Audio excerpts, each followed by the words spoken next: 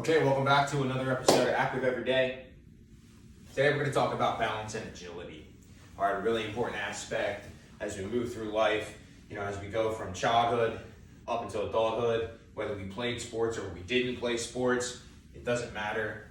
It just changes the timeline a little bit, maybe the speed in which we lose some of our skill sets if we did or didn't play sports. But the end result as we get a little older is our connections for how our brain and our muscles communicate, the speed in which the electric communicates, and the frequency in which we show the demand for those connections and communications. They all start to get a little bit less frequent, a little bit less demanding. We don't do them as often. We don't move in as many directions. We simply reduce how we live our life into this little confined box of limitations. So we need to break out of that. And that's a big part of a beginner style program. So balance, agility, coordination, those are all part of something we'll go over, and today is one of those days. So we're getting back into more of a relaxed day yesterday with the mobility work. If you follow along daily, today we're increasing our challenge. We're coming back to something that requires some skill development, some really good focus, and some strength as well. So first thing we're gonna do is just warm our ankles up a little bit, and we're gonna do the ankle car patterning like we did the other day. So it's really just about turning those ankles about 5 to 10 times each direction. And you don't want to do them fast and short and just wiggle. You want to make them as big as absolutely possible. The bigger you try to make the movement, the more you're going to feel different things happening down at the ankle. You may feel some muscles actually getting a little tired. Clicks, pops, vibrations, bumps, all these different types of feedback that you'll learn over time on what those mean and how to address them, and if maybe they don't mean anything at all. 5 to 10 reps each side and switch. Now, we're getting into a little bit of a balance and focus and coordination day we talked about. So as we're doing these cars, it's important that we're starting to think about trying to balance. I've already bent my knee a little bit. My arms are kind of out here to the side to help me, but I'm trying not to hold on to something. And that's important if we want to learn to progress our balance. And there may be some days and some versions of today's exercise where we give ourselves some help to find success, and we take the help away to make the challenge increase. Okay, after we move our ankles around a little bit, we're gonna move up a little bit, just get into our knees and then into our hips. Pretty easy, put our feet close together, knees are close together, reach down, put our hands on our knees. Just go into a bit of a circular pattern. It's good for the ankles, it's good for the knees, good to feel the feet around on the ground. Hey, it's a circular pattern. Let's do 5 to 10 of them. It's a good general rule of thumb. All these mobility movements, if it's a dynamic movement where we're not holding for a long period of time, 5 to 10 reps will work well. Okay, somewhere in that zone. Moving into the hip. There's so many things we can do with the hip. Here's the first one I want us to do. Just pick it up and turn it and bring it down. Pick it up, turn it, and bring it down. Let's just do 5. I'm turning my toes 90 degrees. Think one more for 5. Excellent. It's a very easy exercise, but it's a very thoughtful exercise. We can hit the same exact spot every time. A couple inches over, a couple inches back, so turning 90. Fantastic. We'll make a side leg raise. Again, we can just do 5. Here's 3, here's 4, here's 5. I'm not leaning over. It's just the leg. Okay, 2, 3, 4, 5. Let me turn sideways, show you the back. Do a back leg raise, same rules. My upper body's not moving, it's just my leg. There's 5, I'm gonna switch sides. If my upper body moves, it's not wrong, it's just different. We're gonna talk about that difference later. And there's 5. A couple more things here. Let's do both feet turning outward. Watch the heels now. Toes again, watch the heels. Do that a few times till you're wide, not to your max. You should feel maybe a little stretch, but it's not where you don't feel in control. Bring it right back in. It actually doesn't matter if you do heels or toes first, but it's the coordination of heels, toes. Just one more time. Really good for the hips, really good for the feet, really good for all these muscles here. Maybe wiggle around a little bit, feel some stretch. Bring it right back in. Okay, if you have a foam roller, grab it. If you don't, a lot of other options could work if you're at a house situation instead of a gym situation. An umbrella, a cane, any kind of walking stick. You could be standing next to a couch. You could have your hand on the back of a chair. Again, there's just so many options, right? You could have your hand on the back of a chair for some of the things I'm about to show you. First thing is a hinge and a reach. Coordination. We want to move a few different things at the same time that maybe feel unconventional. We don't always move. So watch. I'm going to bend over. My knees are pretty darn straight. My butt goes back. My hands go forwards. My hands are on the roller. It looks like this. Butt goes back. Hands go forward. And then I stand. And then I stand. You'll see lots of things that I could use to remind myself if I'm doing this well. I'm bending mostly at my waist.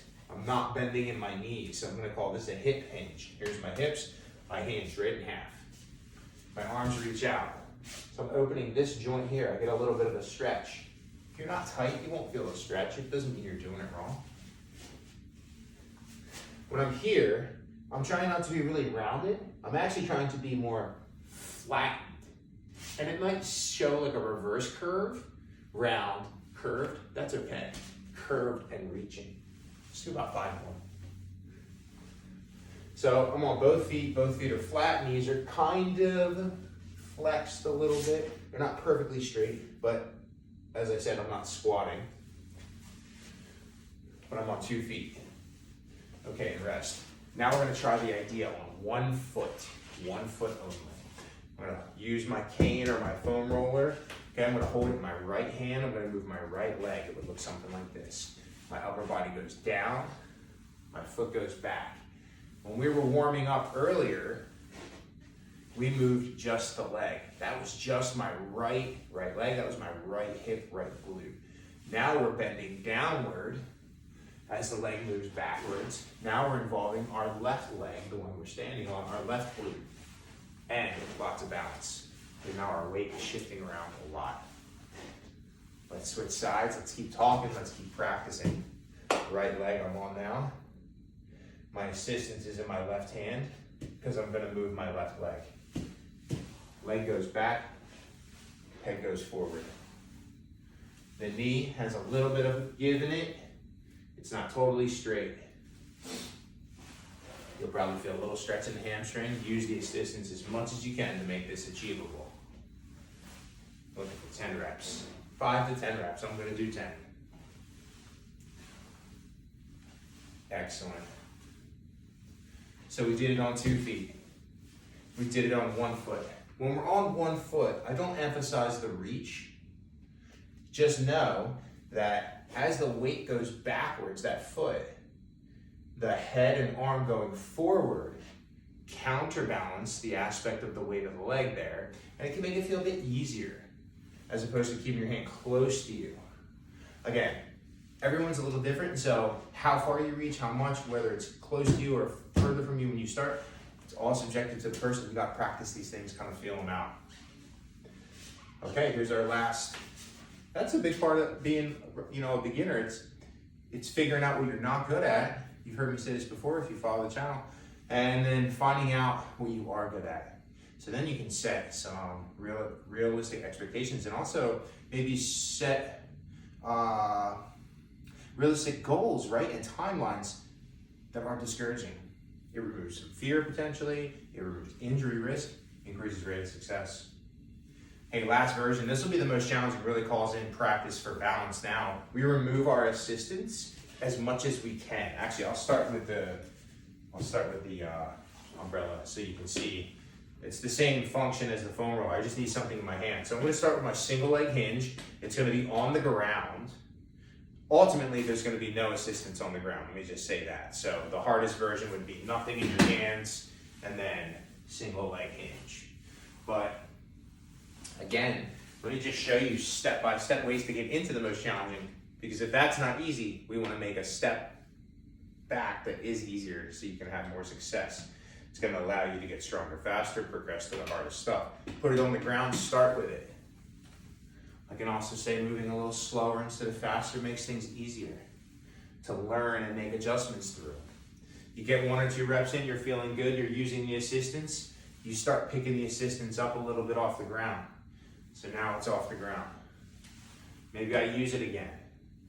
Now it's off the ground. So maybe for a portion of the rep, I get a little assistance. I'm having success with that partial assistance rep. Now I can keep it off the ground. I can always use it again if I need it. 2 more, I think. I'm losing count because I'm doing a lot. And rest. Fantastic. We would do the same thing for the other leg. Let's go for it. I'm not sure where we're at on time, but I don't want to run it too long. These are supposed to be short, little videos for you to jump into, incorporate into your everyday lifestyle so you can start becoming more active. Challenge yourself maybe in ways you hadn't. Find ways to add little things to your current workouts. But again, if you're a beginner, these are great things for you to start practicing. I'm going to pick it up for the last few. Increase my challenge. My right foot's not as good as my left, so fantastic. 2 legs. 1 leg with assistance, 1 leg without assistance. 3 options, 5 to 10 reps. How many sets? You could do between maybe 2 sets each. 1 set each is great because now you're doing something. How much though? 3, 4, 5 sets maybe. You know, as you become to get in better shape and your program gets a little longer, you start feeling 20 minutes, 30 minutes, 40 minutes, an hour. You end up doing a lot of things. So, but this is just 1 exercise or 3 exercises, 3 versions of the same. So you could do between 2 and 5 sets of each version and 5 to 10 reps each. So if you're really a beginner, 1 set of each, and then build up to 2 sets of each, and then 3 sets of each, and so on and so forth. 5 may seem like a lot, but by the time you're ready for 5 sets, you might have 2 or 3 or 4 more exercises you can add into your routine, and then you'll fill your time with those. Okay, well, have an awesome day. Stay active every day, and we'll see you soon.